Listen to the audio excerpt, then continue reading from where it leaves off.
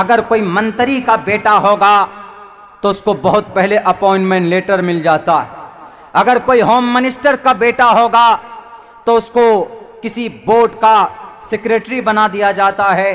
اگر کوئی جھولا چھاپ اگر کوئی غریب مزدور کا بیٹا ہوگا تو وہ 5 لاکھ روپے بھی دے گا تب بھی اس کی کسی آفیشیل انسٹیٹیوٹ کے اندر یا کسی گورنمنٹ برانچز کے اندر اس کی نوکری نہیں لگتی ہے.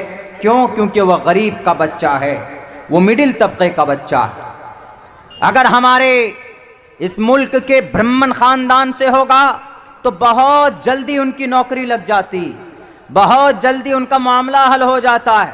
لیکن اگر وہیں پر اگر کوئی دوسری کسی کاسٹ کا ہو, شودر کا ہو, چھیتری کا ہو, ویشیہ کا ہو یا اگر دلت ہو تو جناب اس کا تو بھگوان بھی الگ کر دیا جاتا, اس کے تو منادر بھی الگ کر دیے جاتے.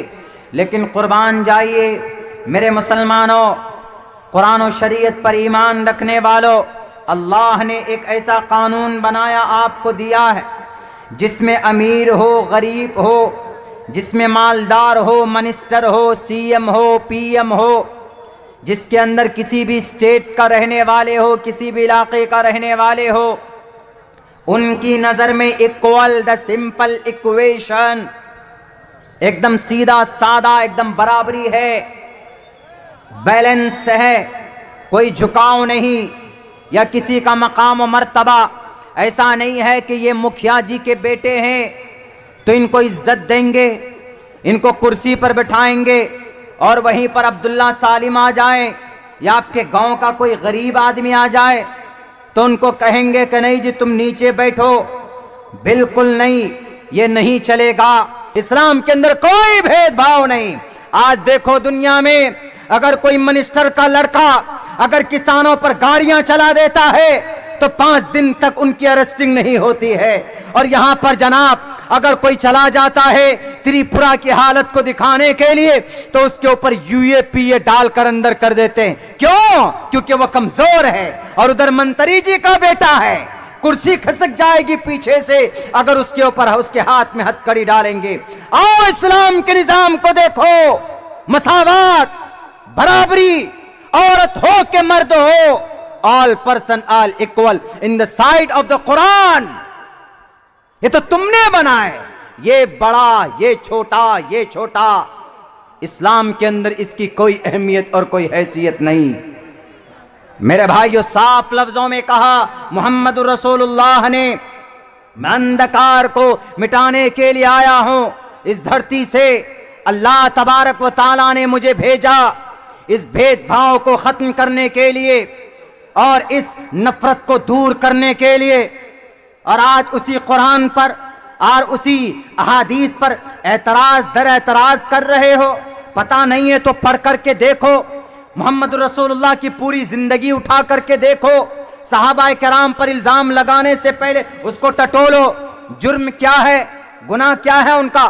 کوئی گناہ نہیں ہے. نہیں جی الزام لگائیں گے. ارے اسلام کی طرح عدالت, مساوات, برابری دنیا کے اندر آج تک کسی قوم نے نہیں کیا. یہ یاد رکھنا ہوگا تمہیں, معلوم نہ ہو تو معلوم کرنا ہوگا. اٹھاؤ تاریخ پڑھ کر, جب ایران حضرت سعد بن ابی وقاص رضی اللہ تعالیٰ عنہ ایران کے گورنر بنے, چونکہ حضرت سعد نے ایران کو فتح کیا تھا. حضرت سعد ایران کے گورنر بنائے گئے. حضرت سعد نے جب دیکھا کہ میں گورنر بن چکا ہوں تو اس کے بعد انہوں نے اپنے باڈی گارڈ قائم کیے, باڈی گارڈز رکھے کہ لوگ آئیں گے تو پہلے باڈی گارڈز کو پوچھیں گے تب مجھ سے ملنے آئیں گے. حضرت عمر فاروق کو پتا چلتا ہے, اس وقت امیر المؤمنین, اس وقت کے خلیفہ عمر فاروق تھے. حضرت عمر فاروق نے کہا کہ سعد, حضرت بلال حبشی کو ایک چٹھی لکھ کر دیتے, ایک چٹھی, اس چٹھی کو دیتے کہ جاؤ سعد ابن ابی وقاص کو دے دینا. اور سب سے پہلے بلال, کون تھے بلال؟ کالے کلوٹے, کوئی منتری کے بیٹے نہیں تھے, کوئی سنتری کے بیٹے نہیں تھے, کوئی مکھیا ممبر کا چہیتا نہیں تھا. مکھیا جی آئیں گے تو لیجئے کرسی, اب مکھیا جی کے پاس بیٹھ گئے تو شان سمجھتے ہیں، اب مولانا عبداللہ کے پاس بیٹھ گئے تو سمجھتے ہیں کہ ارے کن کے پاس بیٹھ گئے، مولانا کے پاس۔ مولانا نعمت ہے، مولانا ہے تو مدرسہ ہے، مولانا رہیں گے تو مدرسے کی آپ یاری کریں گے۔ لازم ملزوم ہے، اگر مولانا ختم ہو گئے، علماء ختم ہو گئے تو مدرسے کو کون آباد کریں گے؟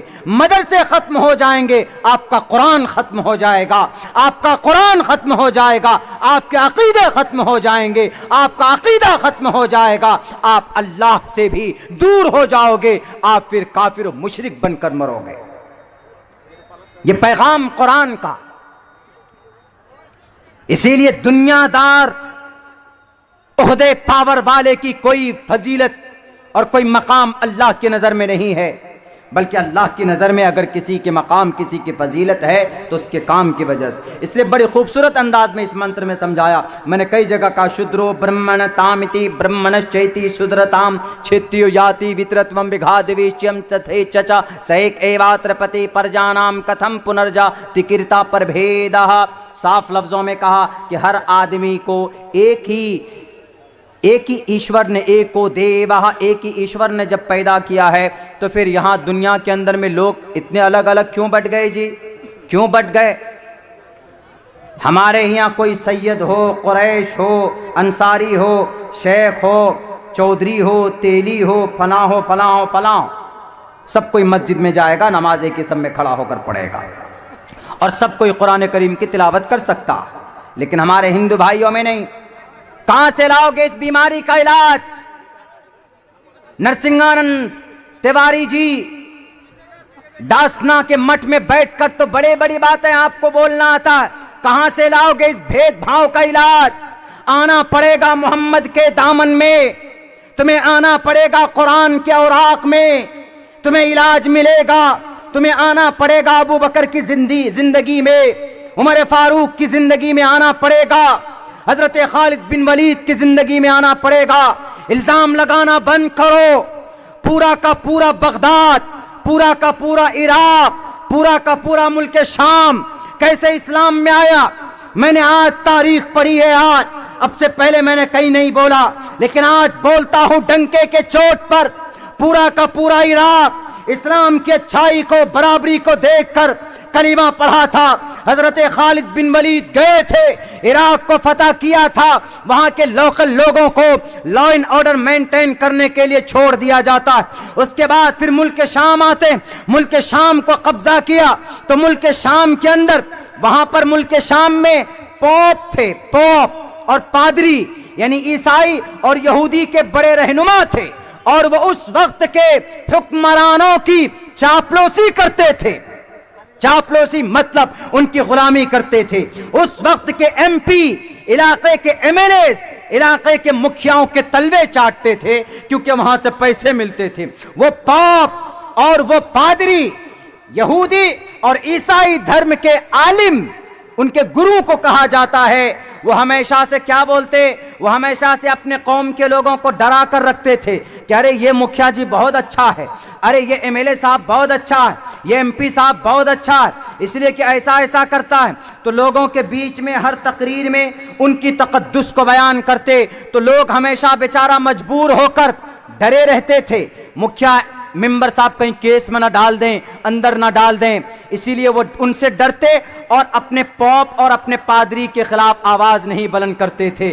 لیکن جب حضرت خالد بن ولید گئے عراق میں، جب حضرت خالد بن ولید پہنچے ہیں ملک شام میں، یہاں جانے کے بعد وہ جو کر و فر تھا، تاناشاہی تھی، وہ جو پوپ کی تقدس جھوٹی باتیں اور وہ مکھیا ممبر کا زد و کوب تھا، وہ جو تاناشاہی تھی کہ میں تمہارا رب ہوں، میں جو کہوں گا وہی ہوگا، وہ ڈرے سہمے رہتے تھے، آزادانہ زندگی نہیں تھی ان کی، ہمیشہ سے پستے ہوئے چلے آ رہے تھے۔ حضرت خالد بن ولید نے کہا کہ ہر کوئی آزاد ہے، کسی پوپ کی نہیں چلے گی، کسی پادری کی نہیں چلے گی، کسی مکھیا ممبر کی نہیں چلے گی، بلکہ ہر کوئی آزاد ہے، ہر کوئی پرسنل زندگی کے اندر محنت کرتا ہے، کوئی کسی کا غلام نہیں ہے، ہر کوئی اپنے رب کی، اپنے پرماتما کی عبادت کرو اور ہمیں ٹیکس دیتے رہو، امن اور شانتی کے ساتھ رہو۔ ہر کسی کے ساتھ جب مساوات اور برابری کا معاملہ دیکھا تو عراق اور شام کے ٹوٹل یہودی اور کرسچن، وہاں کی یہودیت اور صہیونیت تبدیل ہو جاتی ہے۔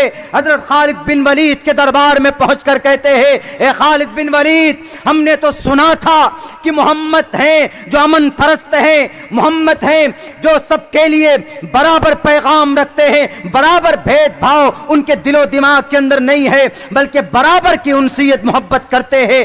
آج ہمیں دیکھنے کو ملا ہے، آج ہمارے دل سے خوف نکل گیا ہے، آج ہم نے برابری کو، انصاف کو دیکھا ہے۔ اس لیے جس دھرم کو آپ لے کر آئے، بتائیے کیا کرنا ہوگا؟